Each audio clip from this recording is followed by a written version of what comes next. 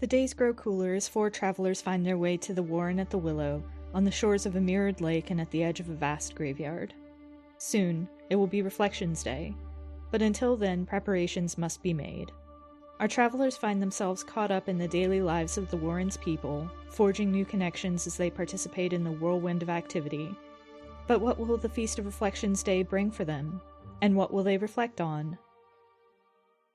Hi folks! Welcome to Follow the Leader, a podcast focused on telling character-driven stories through the use of GM-less tabletop games where we can all take the lead. You can find us on Twitter at FTLcast and Tumblr at FTLcast, which I'm trying to update more often. We'll see how that goes, as well as FTLcast.com. We also have a Patreon at patreon.com/FTLcast. Today we're playing Wanderhome by Possum Creek Games. For those of you who are new to this game, here are the basics. Inside this book that you hold in your hands is the start of a new journey. Together, we'll set forth into a world of grassy fields, mossy shrines, herds of bumblebees, rabbits in sundresses, geckos with suspenders, starry night skies, and the most beautiful sunsets you can imagine. Where will we go? What will we see? We'll have to find out together. I'm August, and you can find me on Twitter at HarpyDora, on Blue Sky at HarpyDora, and Tumblr at Strange Harpy. Yeah, I'm in a lot of places now, and my pronouns are they, them. Playing with me today we have Annya. Hi, drastically different. You can find me nowhere. My pronouns are they, them. Cool. I don't use social media. We also have Corey. Hey folks, my name's Corey. My pronouns are he, him. You can find me on Twitter at Endless Musings, and you can find me at co-host at MissyNim. And last but certainly not least, we have Jade. Hi, I'm Jade. I'm choking. You can find me on most places on the internet, Jade Oxford Rose. Oh no. And I use they, them pronouns. I'd normally say more, but my lungs... At least you used to use they, them pronouns when you were with us. Oh no, not like this. Not like this. They died how they lived, making podcasts. Choking? Oh, okay. Is this common? No. Our lines, which are things we absolutely do not want to see, are homophobia and transphobia, racism, sexism, anti-Semitism, violence against children and animals, sexual assault, domestic violence or intimate partner violence, unwanted pregnancy, and plagues and pandemics. Our veils, which are things we're fine with addressing but will just fade to black on, are steamy situations, graphic descriptions of bodily harm, and terminal illness. Now that we've got all that, let's get started. Hell yeah. Woo! Yeah. Woo!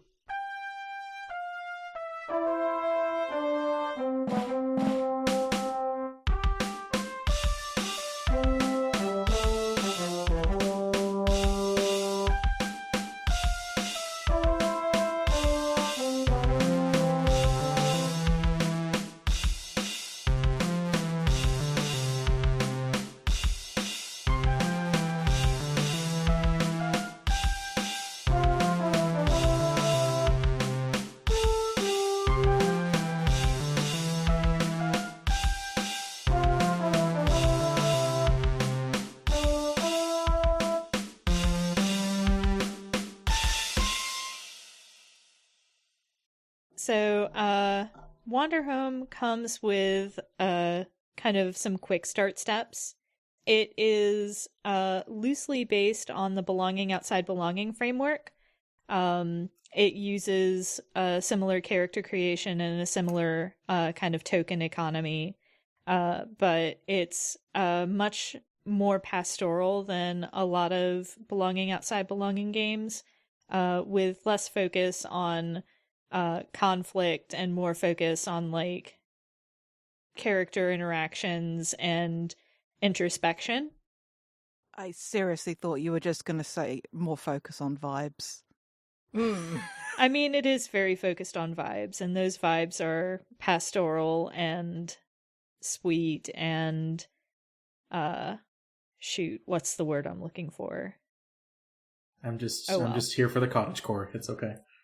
Yeah. It's very Sylvanian families, very Redwall, like animal folk living their best life.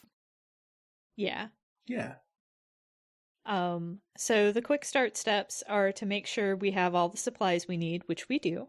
The next step is to read the opening paragraphs and cover the tools that we have available to us.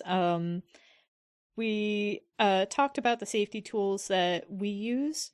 There are some other tools available in the book, and it talks about those pretty extensively.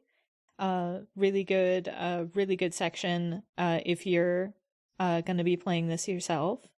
The opening paragraphs I kind of paraphrased at the beginning, but we'll go ahead and read them in their entirety.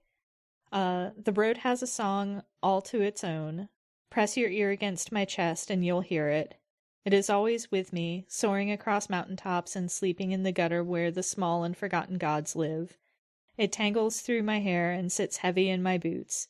Some days the song roars through my bones louder than any storm, and other days it hums its tune so quietly that I could forget it's even there. But I will always hold tight to it, and I'll throw on my cloak, grab my walking stick, and set foot once more. I trust the song. I trust the road. I trust that someday I will arrive at a town and lay down in the grass and know that this is where I was meant to be. The road is a river that carries me home. Very, very good stuff. So the next thing that we have to do is we have to start chatting about the journey questions, which the first question is, how long are we expecting this journey to last, if we have any expectations at all? I think, we typically record for, 2.5, 3 hours, so I think that's a pretty reasonable expectation if we're all in agreement. Yep, couple to a few seasons. And hours. Do we want a more pastoral and upbeat journey, or a world that lingers more heavily on trauma and recovery? I'm a grandma. that could go either way, though. That could go either way. Yeah. I think that we should leave it open to discuss trauma, but I don't think that should be our focus. Yep, I'd agree. Yeah. I think it's there lingering in the background, but it may not necessarily be like forward focus. Yeah, especially with it's in the world building that there has been this war, this rebellion in recent enough memory. Yep. So. Yeah. Do we want a more personal journey focused on mundane issues and quandaries, or do we want a more tangled journey filled with mysterious and magical forces? I think we discussed briefly that we wanted to kind of focus more on personal and mundane issues. Like magic is still there, but that's not the focus. Yep. Yeah, again, leaving the door open to it, but not having it govern the shape of things. If we end up under an enchanted star. Do we want a single person to act as a guide, multiple rotating guides, or no guide at all? I think just by the nature of this podcast, we all know the answer to that. I'm shooting finger guns at the mic, but it's not a visible thing, so I'm explaining it with my voice. That's fair. And, is there anything else that might come up that we want to watch out for? I can't think of anything. Yeah, just based off of initial discussion, I didn't see anything. Yep. Okay. So, the next thing we do is introduce everyone to playbooks, which we've done off mic, and go over how tokens work. Like I said, this is kind of a belonging outside belonging game, so there are certain things you can do that allow you to gain a token, and then you can spend that token to do other actions. Usually things that are like considered to be strong moves or things that can really alter the course of what's going on. So the next step is we pick out our playbooks and make choices about our characters. So if we want to go in order in our document. Let's introduce our characters, and once we've introduced our characters, we can do the ask left, ask right questions. Sounds good. Yeah. So, Anya, if you wouldn't mind introducing your character for us. All right. My character's name is Sunny Rose, she, her pronouns. I'm playing the Firelight. It is easy to get lost in the darkness and the deep. The firefly at your side will always guide the way. You are alive, your care is forward-thinking, mutual, and shining bright. And I am a capybara. Two things that I try to be are endlessly patient and here for everyone. Two things that I know I can't be is everywhere at once and consistently correct. My look is a wide-brimmed hat that covers your eyes, a badly ripped dress, and a reliable wooden staff. I met my firefly because fireflies have always helped your family. My firefly is proper and chill. One light that I still keep lit is the passion in my heart that burned for the rebellion.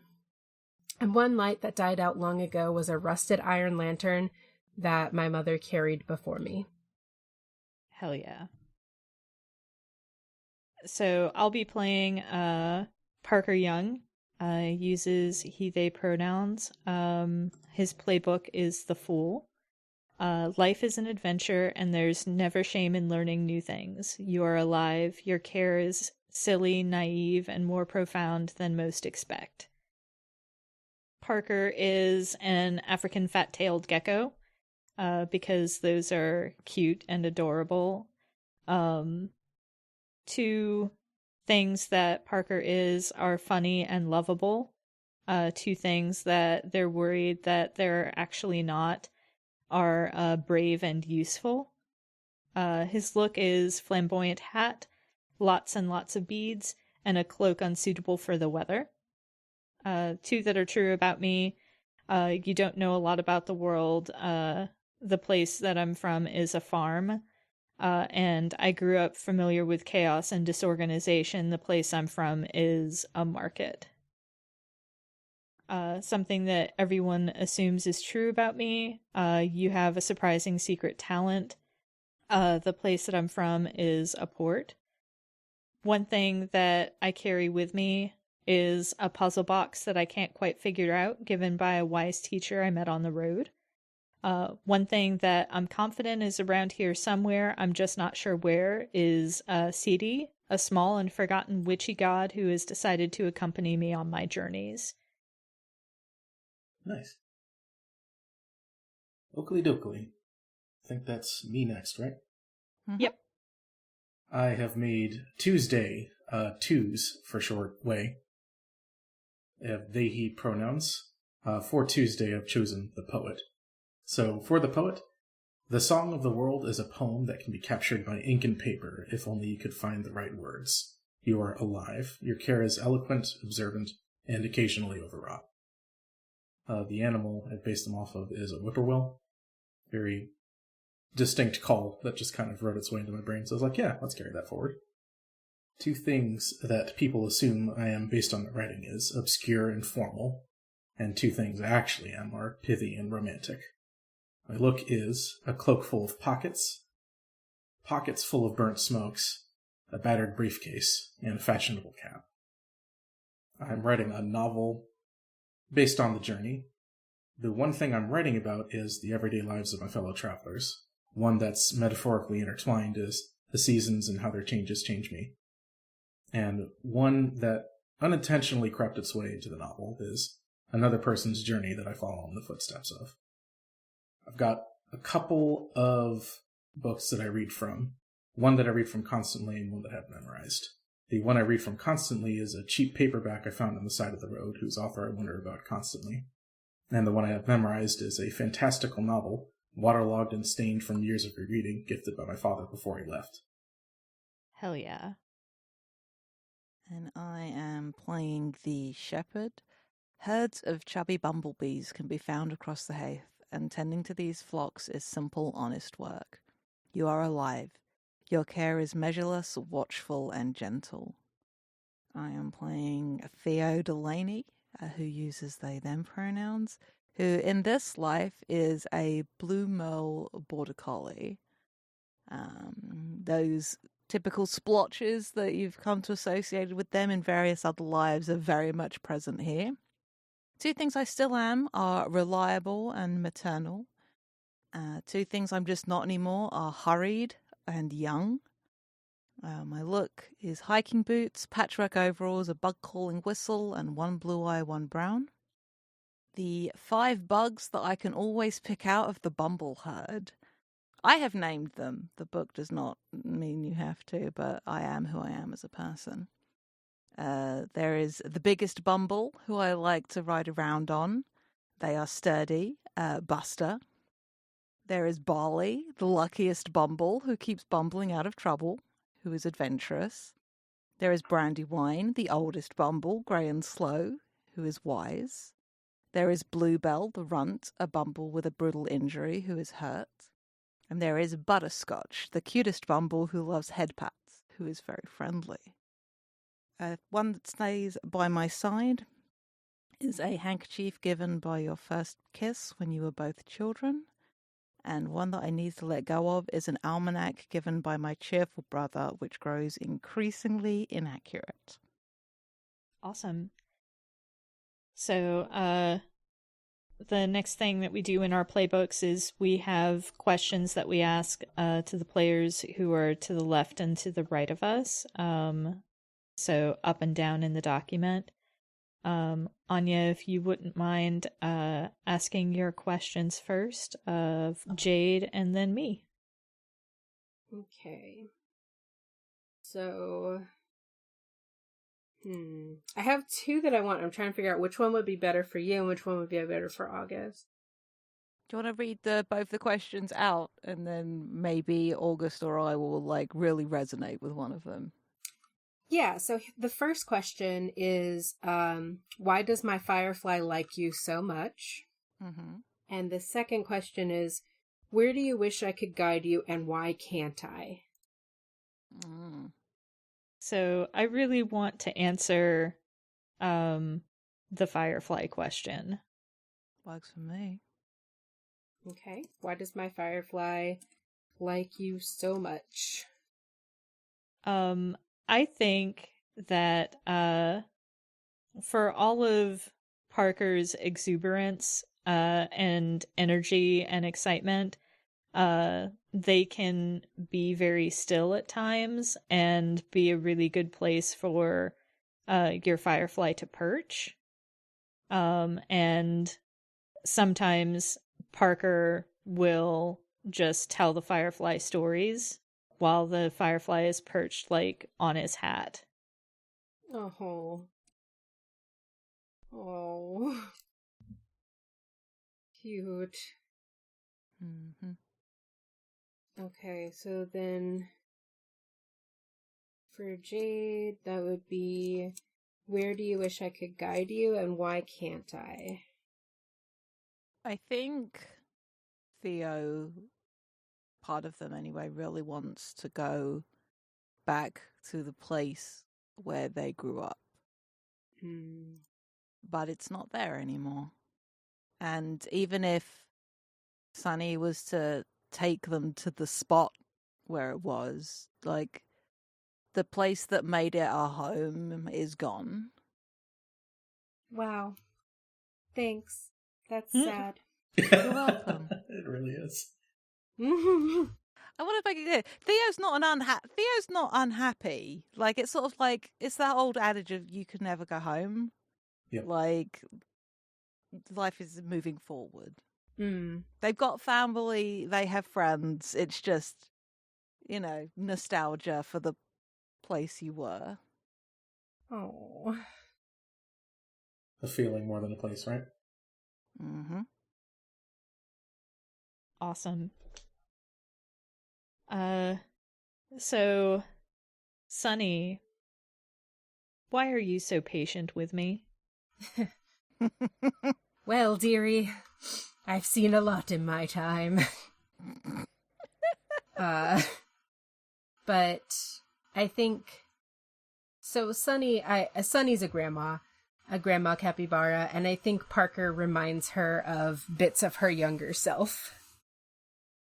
Yeah, she remembers being not so confident in her own shoes, and being a bit of a jokester. Cute. And, Twos, what did you show me that no one else could? So, I'll go for something specific and over a concept. I think Twos would have taught Parker how to pick out certain bits of birdsong among the wind. For those close to him, the other whippoorwills, of course, but also just other sort of extant ones in the woods and otherwise. So, every so often, late at night or early in the mornings, just pointing them out. Making sure that they identified what calls were coming through, just so Parker could maybe catch it and maybe start to talk with them a little, if he so cared for it. I like that a lot. Okay. I think I got my 2 figured out. So I'll ask back to Parker, what do you have to keep explaining to me about the world? I love asking this question of someone called the Fool, especially. Yeah.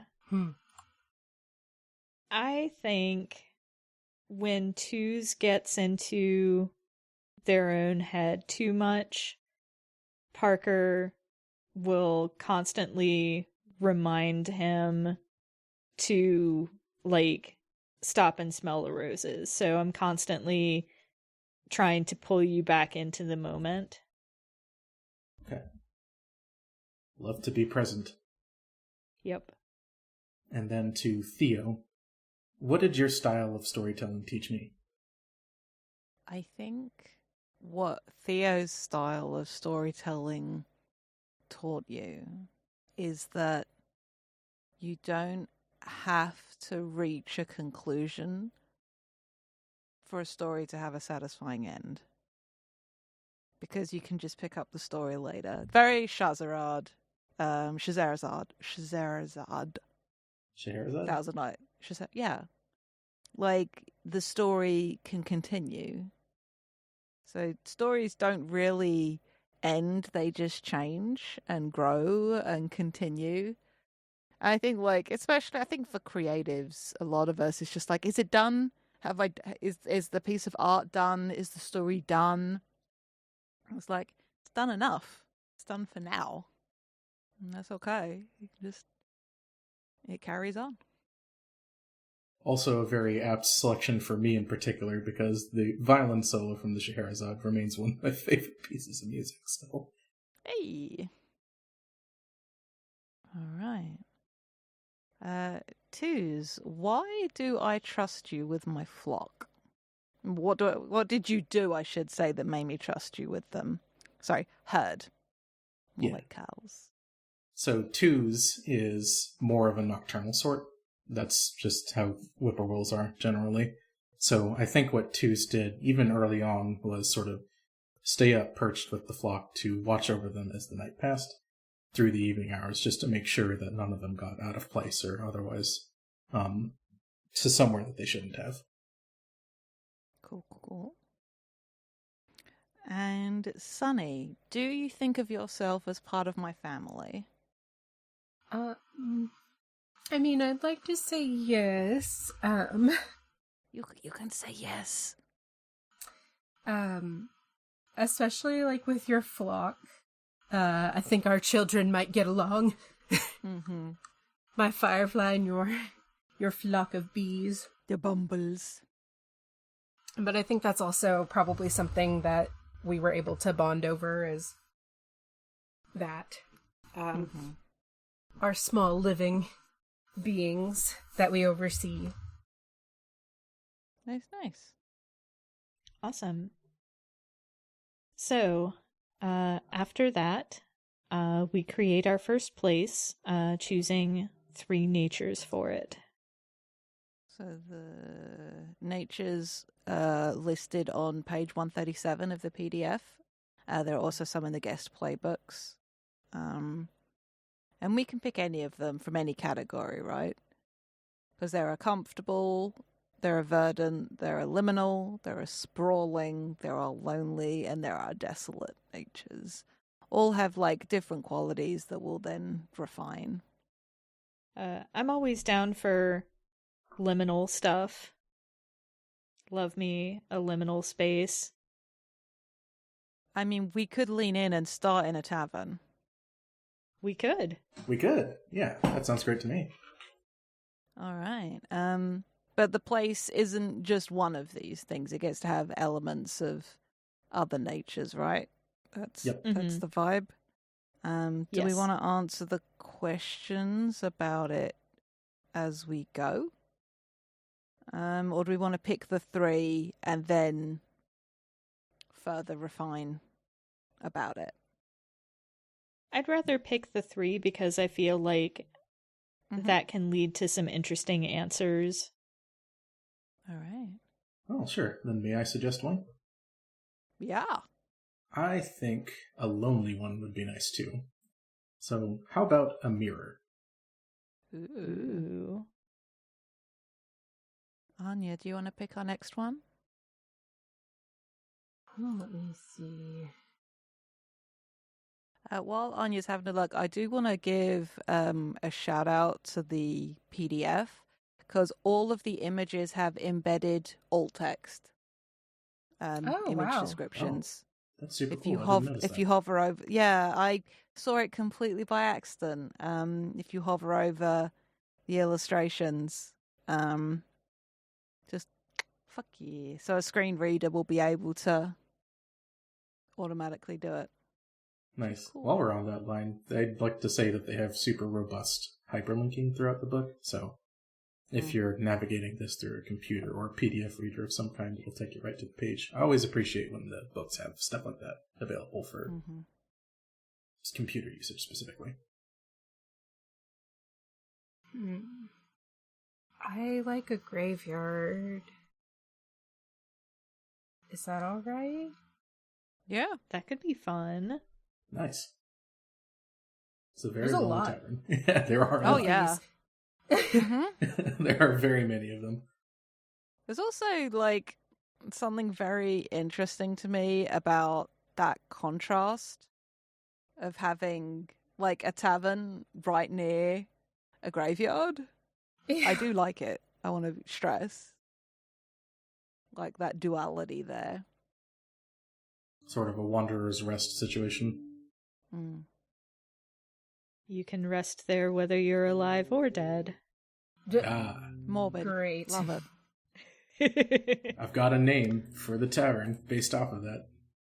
I also have a possible name that is less thematic, but is one that I had that will maybe tie into the other Nice. lonely thing. So Yeah. So a tavern is described in the book as a place of simple comfort, often settled into while on the journey from one land to the next. It has its own moves. I won't rattle through all of those. We get to choose 2 aesthetic elements and 1 bit of folklore about the place. These are great because the folklore is the night the old king drank here, the cat with the magic ale, how the old wombat outdrank the slobbering god. Which I like personally for a vibe. Yeah. So that gives my vote. For the I'd be down with that. I'm down with that. Give us a little trickery. Yeah. Does somebody else want to pick the aesthetic elements then? Or 1 and 2 of the aesthetic elements that the tavern suggests? I think, since we're bookended by 2 lonely places, I think a great hall jam-packed with layabouts sounds like a fun one. A vibe? Yeah. Is someone writing this down? Yep. Hang on. A bar rat with a secret identity. Jesus Christ. That's fantastic. I'm down to have the bar rat with the secret identity, to be clear. There's a scene Yeah. waiting to happen right there. I do love that. Great. Jesus. Who are you? Why are you? Do you know about this story? Please tell All us. right. So the next thing got picked was mirror. So a place that reflects you back onto yourself. Again, 2 aesthetics, and 1 folklore. Well, while I've got a pitch for this place, and maybe that'll help us flesh it out, because a tavern name I came up with earlier today was where'd it go? Warren at the Willow. I'm English. We have whimsical pub names. But the idea of like this big sprawling tavern right next to this impossibly still lake that is the mirror could be pretty cool if people like it. Yeah, I'm into it. There's also something very fun to me about this loud tavern and this incredibly still lake. I think with that too, if we're taking it from there, I think perfect calmness Nice. is one of the elements of the mirror. And if it's a lake, that would also be glassy water, right? That works. But what is the folklore? What's the story? We could come up with something. The suggestions in the book are the march of the countless footsteps, the ghost whose name cannot be spoken, or the very edge of the world itself.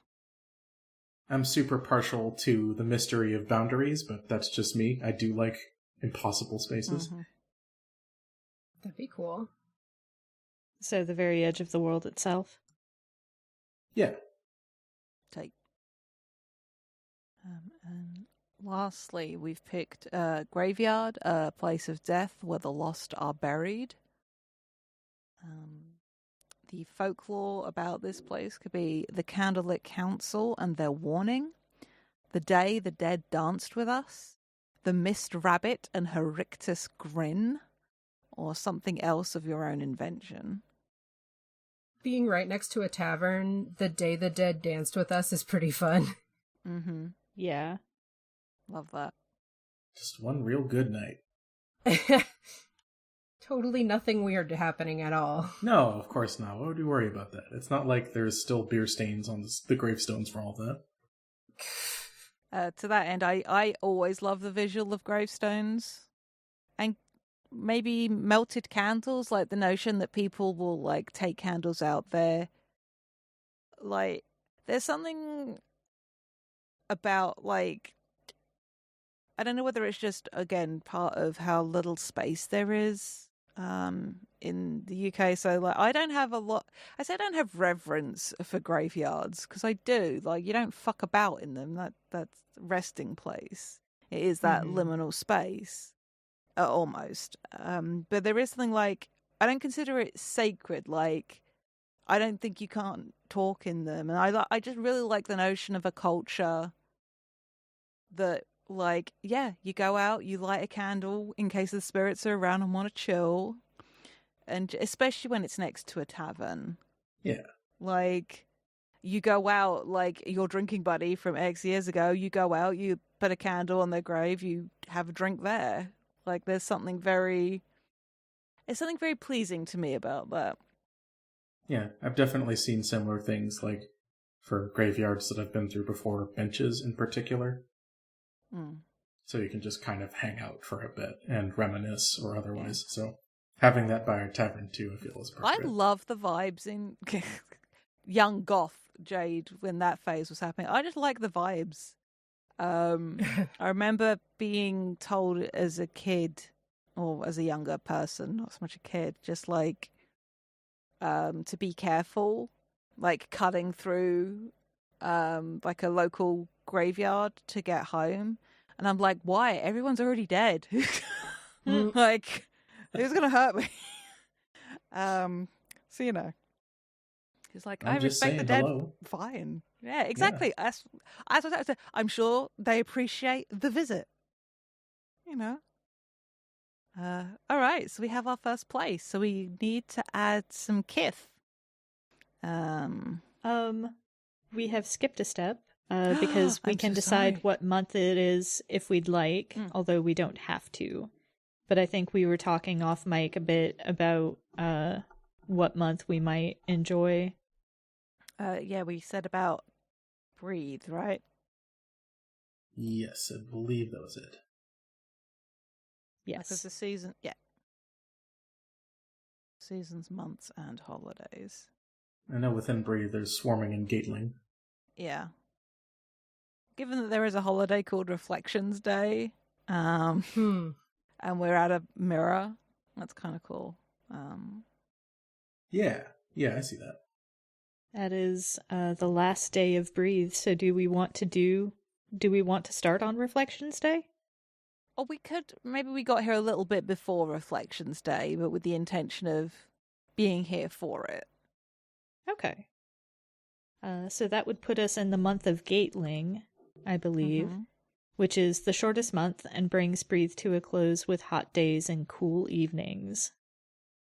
We gotta choose a thing the place lacks. The others are all present. Clear, starry skies, a constant breeze, cold, cold nights, and the smell you imagine your home would smell like. Well, it's a still lake with a graveyard. We have candles that are out often. I'd say a constant breeze is probably what's missing. Yeah. Agreed. And yeah, absolutely. 3 to 4 signs of the month that we can find in this place. This place of a tavern, a graveyard, and a big lake.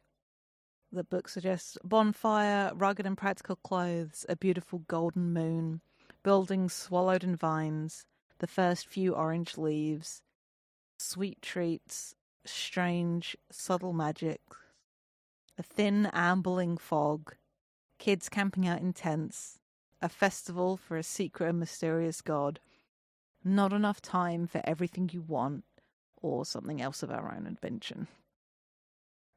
What does Gatling look like in this place? I would like to lobby for a beautiful golden moon, because just imagining like the clear starry skies combined with the golden moon reflected back in the lake. Yeah, good and mysterious. But I don't think there are many trees about, so I don't think we necessarily want to do the first few orange leaves. I do like a concept, though, so how about not enough time for everything you want? Ooh.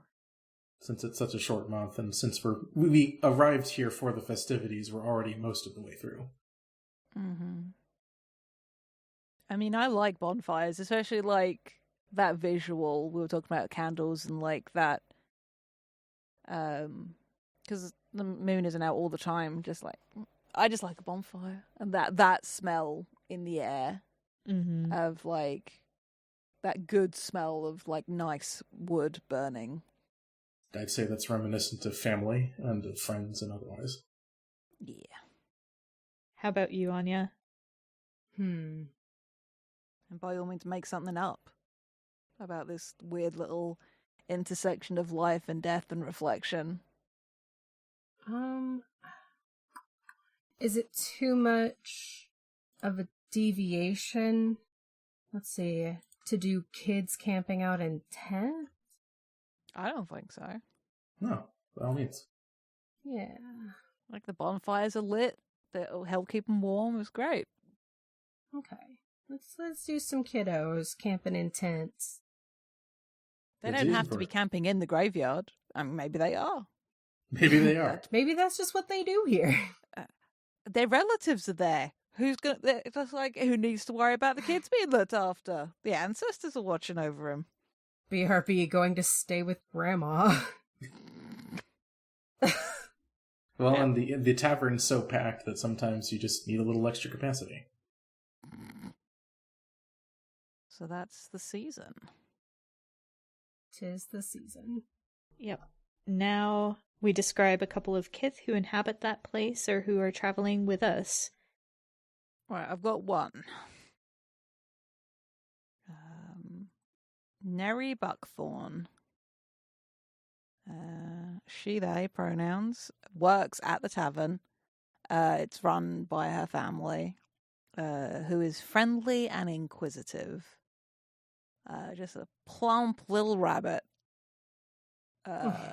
with an ear for gossip and a nose for trouble.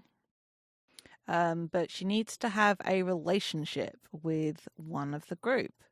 So, who wants to have a connection to the Buckthorns? I could do one. Mm-hmm. I can easily see this being a pen pal of a sort. Sure. Nice. So I desperately want us to interact with the bar rat with a secret identity. Yes! We need to make this one. And because of who I am as a person, I want the bar rat's name to be Rizzo. Oh my god. Let's go. Nobody knows his last name, but he, him.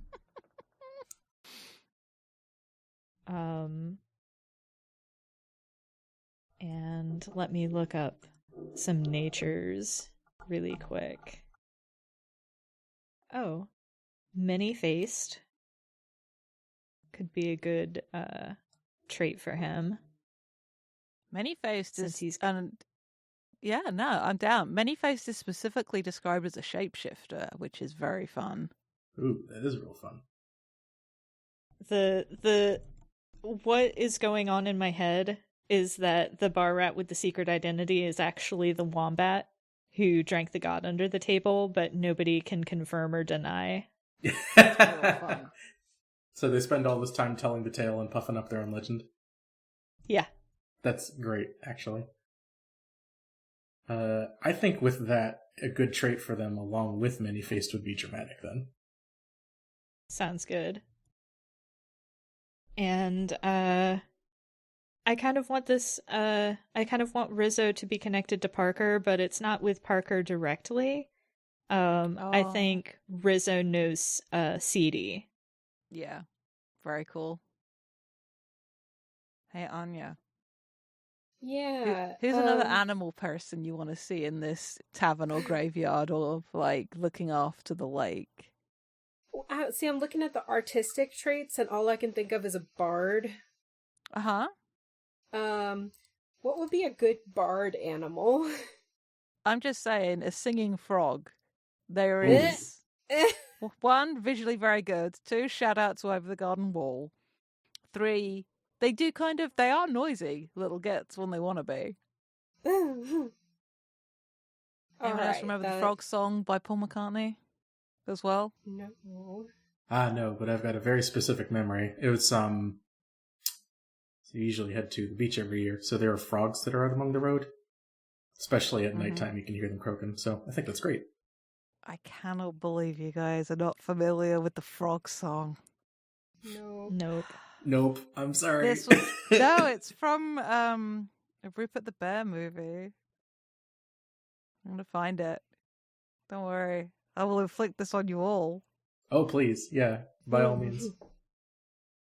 Even if I am innocent to this, though, I am a big proponent of the frog and toad, so... Well then how about a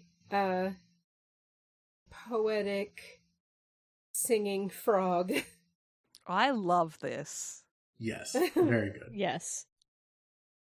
Maybe this is like the in-house performer. Yeah. Yeah. They just happen to stick by. Sometimes you can find them by the lake. Well, they're frogs. Where else they gonna go? Very true. Why leave when there's a perfectly good lake? Do we have a name and pronouns for our bardic frog? He, him? Emmanuel. Great. Needs no last name, just Emmanuel. That's enough. Yeah, that's plenty enough. Like, especially the way he sings it. Jesus. You don't need any more syllables than Emmanuel. Oh, I've got a name, but I haven't got an animal. What's the name? Norwood Scrivener. Ooh. It's like a wise old owl or something. Yeah. Owl is Hit good. me with a they them. What kind of owl? There's so many owls out there. Hang on. There are. Me looking up owl varieties. Fluffy boy. We're going to do a lot of animal Googling today, guys. Yeah! My Google Yeah. results are going to be all owls. We knew what this was. We knew what Oh, this was. yeah. This is secretly a way to become zoologists. I like a tawny owl, actually. All right.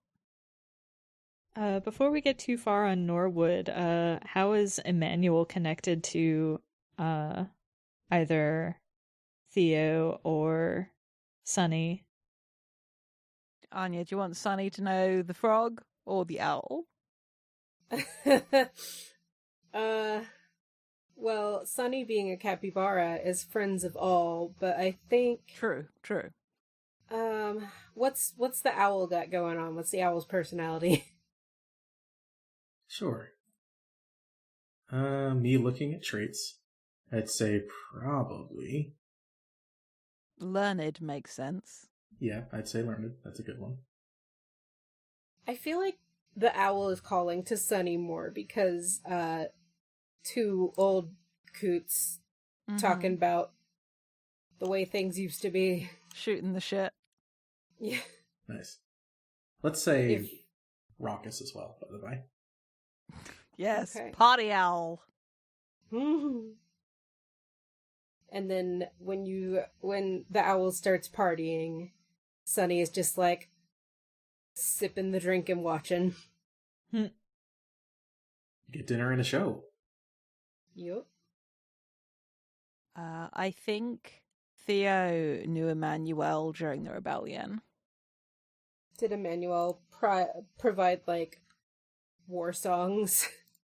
Or maybe that, or maybe like Emmanuel turned to music after, like in the same way that Theo became a shepherd. Like, I'm done with that. Now I want to do this. Mm-hmm.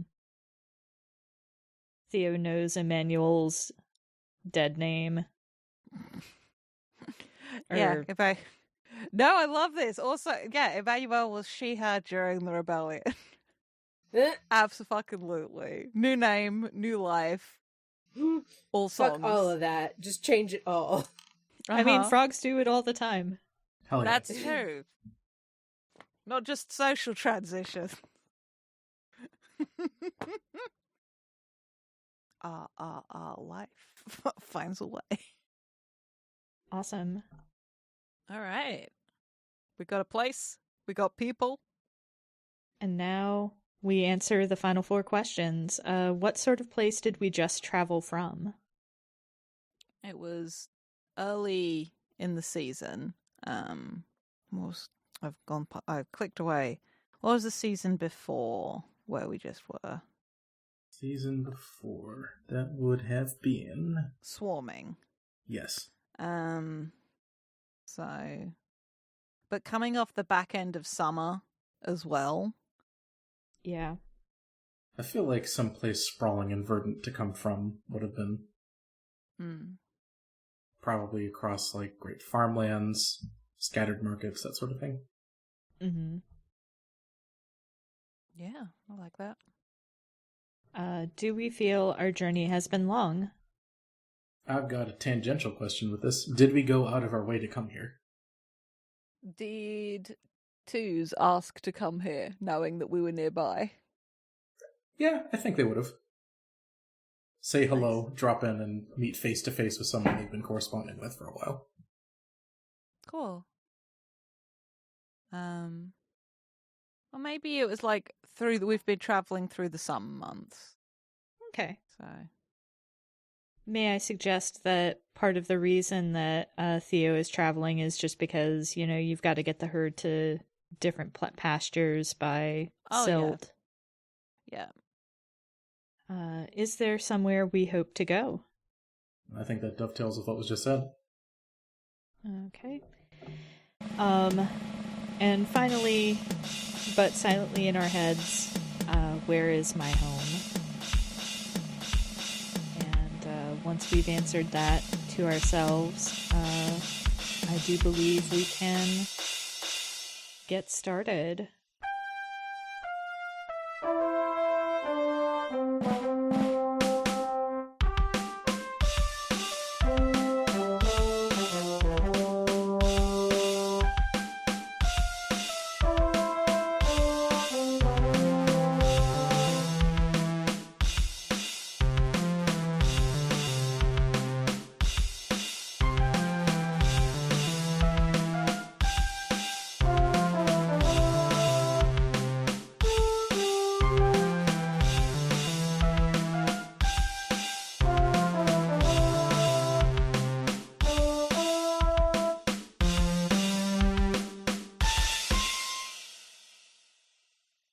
Hi, it's August, and I just wanted to thank you for listening. If you've enjoyed us, please consider leaving a rating on your podcast platform of choice, telling your friends about us, or tweeting about us using the FTLcast hashtag. We are also part of a nonprofit podcasting guild called Standing Stones Productions.